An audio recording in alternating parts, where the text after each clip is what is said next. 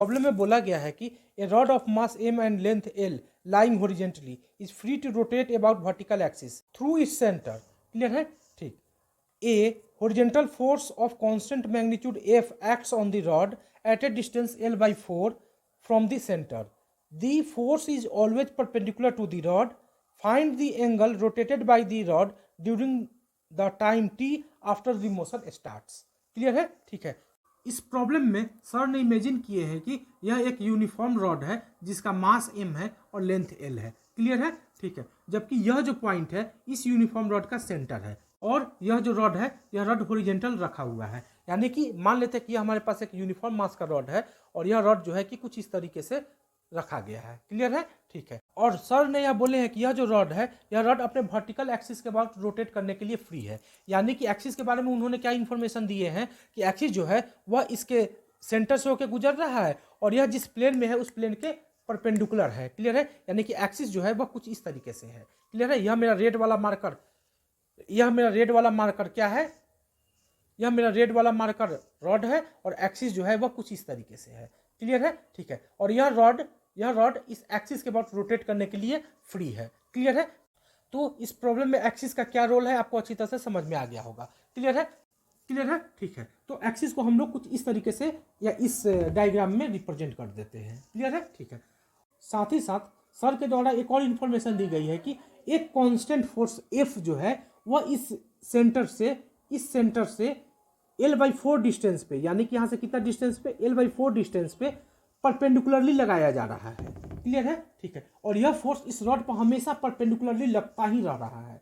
Clear है? ठीक है। तो जैसे ही यह कांस्टेंट फोर्स इस रॉड पे लगाया जा रहा है वैसे ही यह रॉड अपने इस एक्सिस के अबाउट रोटेट करना चालू कर दे रहा है। क्लियर है? ठीक है। तो जब यह रॉड रोटेट करना चालू कर देता है तो रोटेशन प्रारंभ होने के t समय के बाद यह रॉड जो है कि कितना एंगल रोटेट कर गया होगा उसे कैलकुलेट करने के लिए सर के द्वारा बोला गया है। क्लियर है?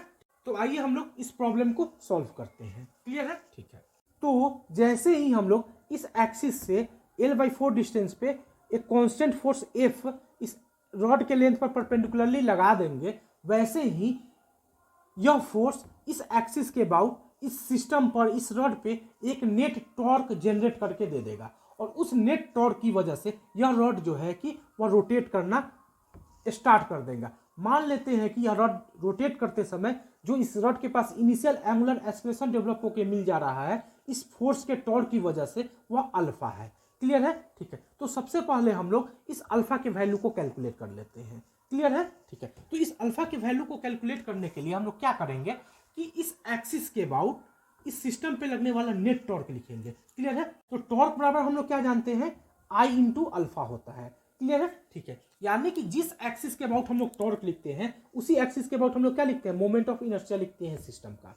तो tau equal to I alpha लिखते समय हम लोग क्या लिखते हैं, टाउ को और आई को दोनों सेम एक्सिस के अबाउट लिखते हैं। क्लियर है? क्लियर है? ठीक है। और साथ ही साथ इस टाउ का वैल्यू केवल एक्सटर्नल फोर्सेस के लिए कैलकुलेट करते हैं। क्लियर है? ठीक है। यानी कि जब कभी भी हम लोग tau equal to I alpha का यूज करते हैं तो टाउ को और अल्फा को सेम एक्सिस के अबाउट लिखते हैं। क्लियर है? और टाउ किस फोर्सेस के लिए हम लोग लिखते हैं, केवल एक्सटर्नल फोर्सेस के लिए लिखते हैं। क्लियर है? ठीक है। तो इस सिस्टम पर इस एक्सिस के लिए जो इफेक्टिव एक्सटर्नल फोर्स है जो टॉर्क प्रोवाइड करेगा वह कौन सा फोर्स है, यह F फोर्स है। क्लियर है? ठीक है। तो इस एक्सिस के अबाउट केवल यही फोर्स इस रॉड पर टॉर्क प्रोवाइड कर पाएगा। क्लियर है? ठीक है। तो मान लेते हैं कि इस एक्सिस के अबाउट इस रॉड पे लगने वाला जो नेट टॉर्क है वह टाउ है। तो टाउ बराबर हम लोग क्या लिखेंगे, आई अल्फा लिखेंगे। आई किस एक्सिस के अबाउट लिखेंगे, इसी एक्सिस के अबाउट लिखेंगे। क्लियर है? ठीक है। तो इस एक्सिस के अबाउट इस रॉड पे लगने वाला जो इफेक्टिव फोर्स है वह F फोर्स है और यह F फोर्स कैसे लग रहा है, इस रॉड के लेंथ पर परपेंडिकुलर लग रहा है। क्लियर है? ठीक है। तो इस फोर्स का इस एक्सिस के अबाउट जो टॉर्क होगा वह कितना होगा, तो इस फोर्स का इस एक्सिस के अबाउट टॉर्क कैलकुलेट करने के लिए हम लोग एक्सिस को ऐसे दर्शा देते हैं। क्लियर है? और इस फोर्स का जो लाइन ऑफ एक्शन है वह कौन सा लाइन ऑफ एक्शन होगा, ये लाइन ऑफ एक्शन होगा। क्लियर है? ठीक है। तो इस एक्सिस से इस फोर्स के लाइन ऑफ एक्शन के बीच का जो परपेंडिकुलर लेंथ होगा वह कौन सा लेंथ होगा, ये लेंथ होगा। और यह लेंथ हमें कितना दिया गया है, इतना दिया गया है। क्लियर है? ठीक है। तो इस फोर्स का इस एक्सिस के अबाउट जो टॉर्क होगा वह कितना होगा, फोर्स इंटू परपेंडिकुलर डिस्टेंस, यानी फोर्स की जगह पे तो हम लोग एफ लिख देंगे और परपेंडिकुलर डिस्टेंस हमारे पास इस एक्सिस से कितना मिल रहा है, ये डिस्टेंस मिल रहा है और ये डिस्टेंस हमारे पास कितना है L/4 है, इंटू क्या लिख देंगे L/4 लिख देंगे। क्लियर है? क्योंकि टॉर्क एक वेक्टर क्वांटिटी होता है तो इस फोर्स का इस एक्सिस के बाद जो टॉर्क डेवलप हो रहा है उस टॉर्क का जो सेंस होगा वह किस सेंस में होगा, तो टॉर्क के सेंस को कैलकुलेट करने के लिए हम लोग क्या करेंगे, यहाँ पे अपना कलम रखेंगे, अब फोर्स जिधर रहेगा उधर इस कलम को रोटेट करा देंगे, तो फोर्स किधर है, ऊपर के डायरेक्शन में है तो कलम को ऊपर की ओर रोटेट करेंगे, तो यह कलम किस डायरेक्शन में रोटेट करेगा, एंटी क्लॉकवाइज डायरेक्शन में रोटेट करेगा, तो हम लोग यहाँ सेंस क्या लगा देंगे, एंटी क्लॉकवाइज लगा देंगे। क्लियर है? ठीक है, तो बराबर आई की जगह पर हम लोग क्या लिखेंगे, तो इस एक्सिस के अबाउट ही ना हमने इस फोर्स का टॉर्क कैलकुलेट किया है। क्लियर है? तो हम लोग इसी एक्सिस के अबाउट इस रॉड का मोमेंट ऑफ इनर्शिया लिखेंगे। क्लियर है? ठीक है, तो इस एक्सिस के अबाउट इस एक्सिस के अबाउट इस रॉड का जो मोमेंट ऑफ इनर्शिया होगा वह कितना होगा, mL²/12 होगा। क्लियर है? क्यों? क्योंकि यह एक्सिस इस रॉड के सेंटर से होकर गुजर रहा है और रॉड के लेंथ पर क्या है, परपेंडिकुलर है। क्लियर है? ठीक है, तो आई की जगह पर हम लोग कितना लिखेंगे, mL²/12 लिखेंगे, इंटू हमने अल्फा कितना माना है, अल्फा ही माना है, और अल्फा क्या है, अल्फा जो है वह एंगुलर एस्केलेशन है।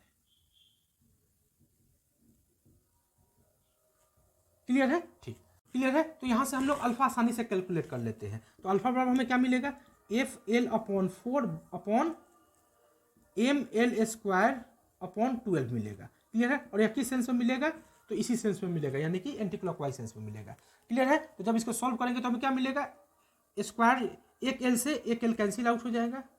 क्लियर है? और यह 4 इस 12 को 3 टाइम्स कैंसिल आउट कर देगा, तो अल्फा में फाइनली क्या मिल जाएगा, 3F/mL, 3F/mL मिल जाएगा। क्लियर है? ठीक है, यानी कि जैसे ही इस पर फोर्स हम लोग F अप्लाई करेंगे वैसे ही इस रॉड के पास एक एंगुलर एस्केलेशन डेवलप होकर मिल जाएगा due to torque of this force, और वह कितना होगा, 3F/mL होगा, और वह किस सेंस में होगा, एंटी क्लॉकवाइज सेंस में होगा, यानी कि इसी सेंस में होगा।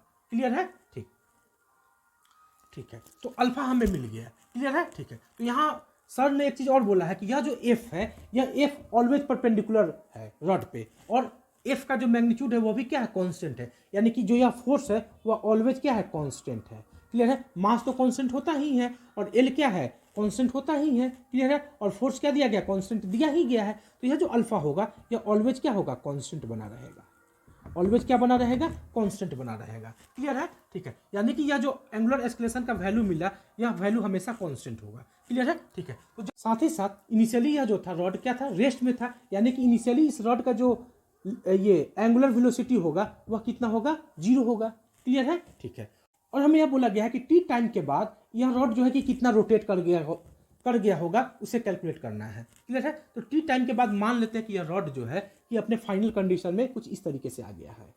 क्लियर है? और इस कंडीशन में फोर्स कैसे लग रहा होगा, इस सेंटर से L/4 डिस्टेंस पर परपेंडिकुलरली ही लग रहा होगा कुछ इस तरीके से, और वह F ही लग रहा होगा। क्लियर है? ठीक है, तो इस समय मान लेते हैं कि यह फाइनली जो है वह थीटा एंगल रोटेट कर गया। क्लियर है?